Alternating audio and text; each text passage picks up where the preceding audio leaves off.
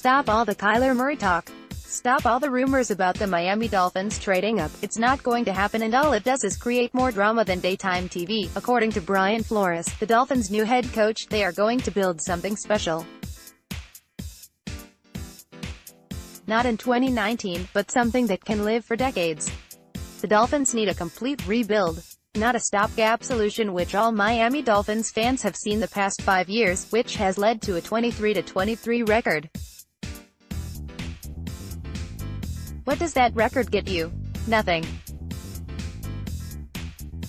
Listen, Kyler Murray might be a great quarterback in the NFL, but there has never been a QB selected in the first round that was less than 6 feet. Additionally, Kyler might start and find that he doesn't love football anymore, and switch to baseball, thereby having a first-round pick leave your team, with nothing coming back to you.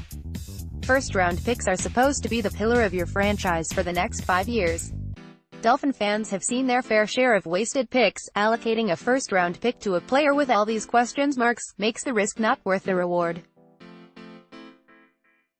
Think about this: when was the last time the Dolphins received a high compensatory pick?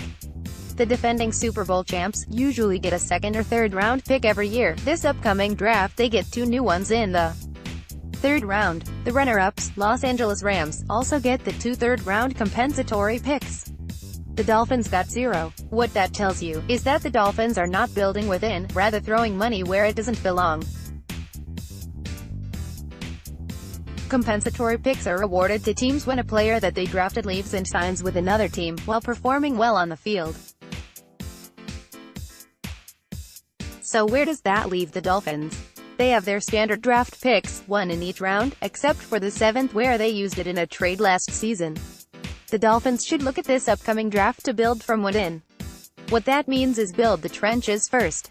The writing is on the wall for Alan Branch, $7 million cap space, Robert Quinn, $12.5 million cap space, and Akeem Spence, $3.5 million cap space, and with Cameron Wake being a free agent, there isn't a legit starter that can line up and play defensive end for the Dolphins.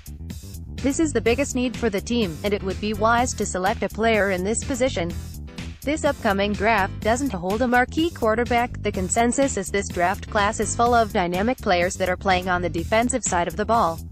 The Dolphins have legit and intriguing prospects on the defensive side of the ball. Xavier Howard is a top cornerback. Minkah Fitzpatrick looks to emerge into a superstar. Both linebackers, Jerome Baker and Raekwon McMillian, look to grow and continue their development.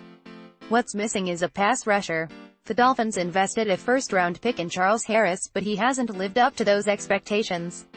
There is hope that Flores might be able to bring something out of him.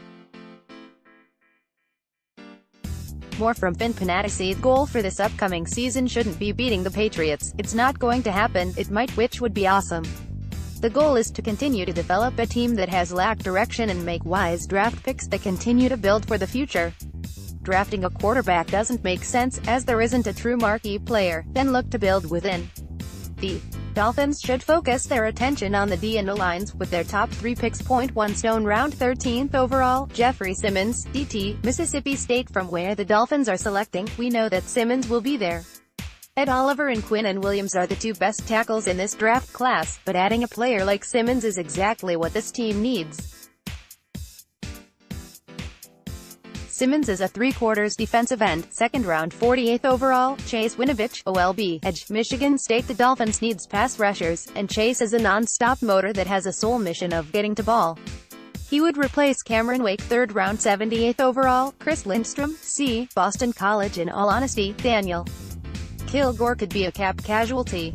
I believe the Dolphins will try and re-sign Jay James. If not, they would look at someone in round 2 for a tackle, but if they do, they would select Chris Lindstrom in the 3rd round.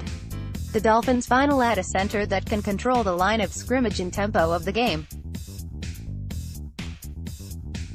Stop wasting your time scouting quarterbacks for this draft class. It's not going to happen. Start thinking about who can alter a game on the defensive side of the ball.